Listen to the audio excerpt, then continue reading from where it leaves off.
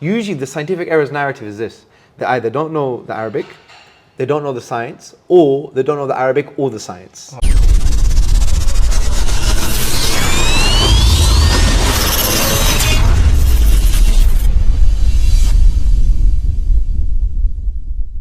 And I think what it all also does is that many people claim about scientific errors in the Quran, and if you have a multi-layered approach, and if one of the meaning is in line with the current science, then you cannot actually. Beautiful question, bro. Beautiful question. That's why we love you, man. So, agreed. So the scientific errors narrative is you could beat it far more easier. You could challenge it in an effective way if you adopt the multiplicity of readings approach or the multi-layered, multi-leveled approach. How?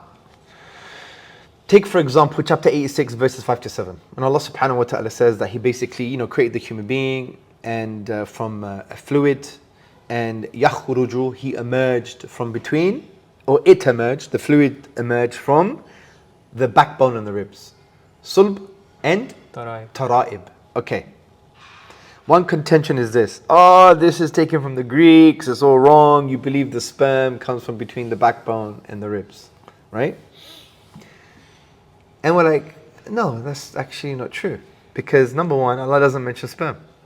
The closest word to sperm in the classical Arabic Quranic sense is nutfa. Nutfa means, linguistically, a minute drop of fluid from a greater quantity of fluid. Allah mentions fluid, ma'a, fluid. Yeah. Water, fluid. So you're wrong, number one. Even if you were to assume that Allah mentions fluid in a sense of sperm, you're still wrong. Why? Because sulb in the classical dictionary doesn't just mean backbone, it means loins. Okay. Loins is anything you put your pants on. The sperm comes from where? The testicles. And that's in the loin area, anything you put your pants on, right? Unless you have a problem. May Allah protect us. And tara'ib, the ribs, or the upper chest. So isn't the testicles between the loins and the upper chest? Yeah. Khalas, game over, if you thought it was sperm. But it's not sperm, it's fluid. And the fluid does come from the loin and the upper chest area. It's between there, right?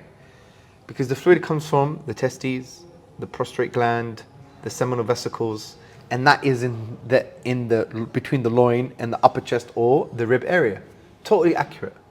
But when you look at the multi-layered meanings that predated modern science, Al-Qurtubi, Ibn Atiyah, Maturidi and others, you see that there's a range of valid classical meanings. One of them includes what I've just mentioned, which is the view of Ibn Kathir. Then you have a view that I believe Qurtubi and Ibn Atiyah cite, which is actually doesn't refer to the fluid, it refers to the baby.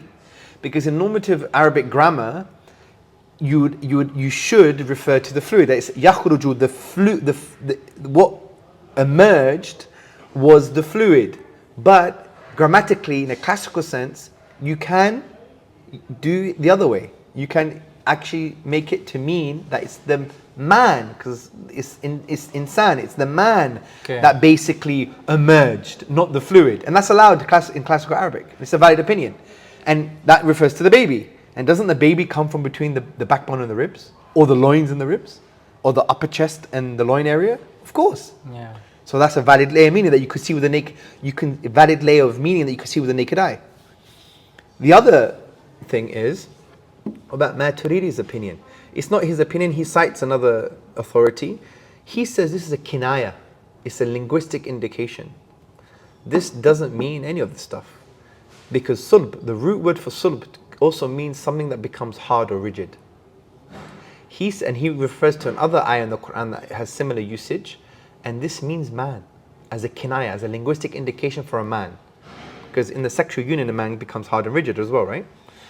Tara'ib, rib, as you know, is an indication for a woman. So when they have the sexual union, what fluid emerges between them?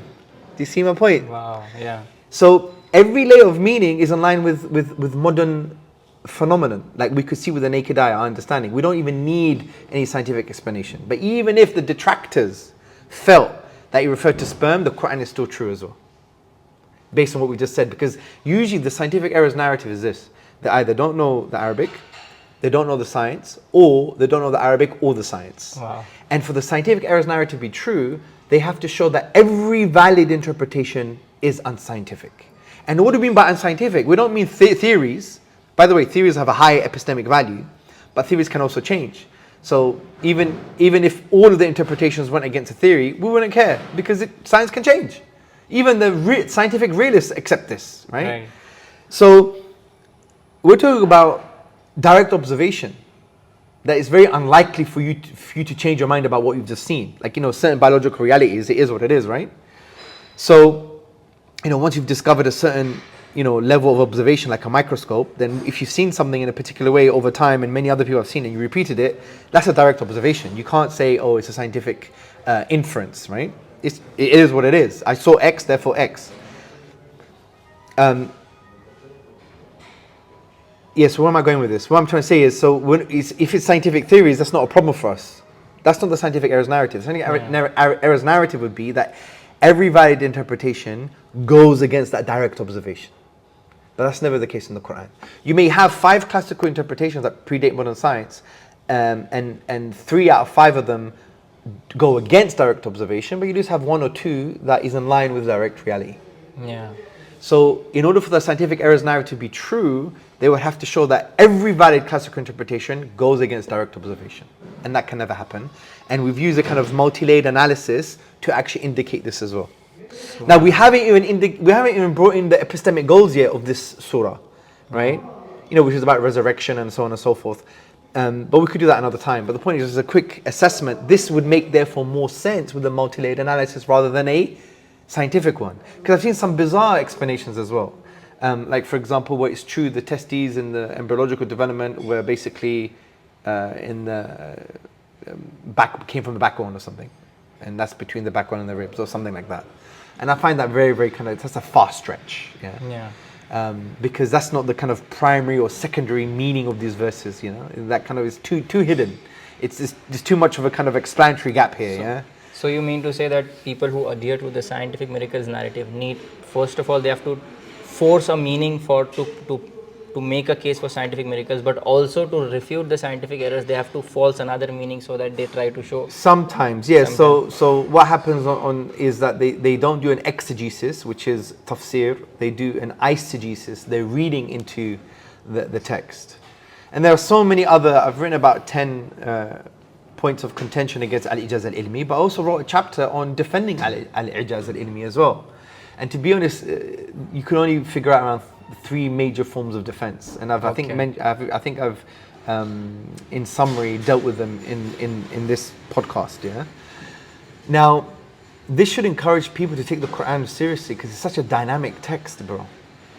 And to take it seriously, take what Allah is telling you seriously. Allah wants you to conclude something. Allah wants you to conclude something about His unicity, about His tawheed. Allah wants you to conclude something about His greatness, about how you should relate to Him, about the akhirah.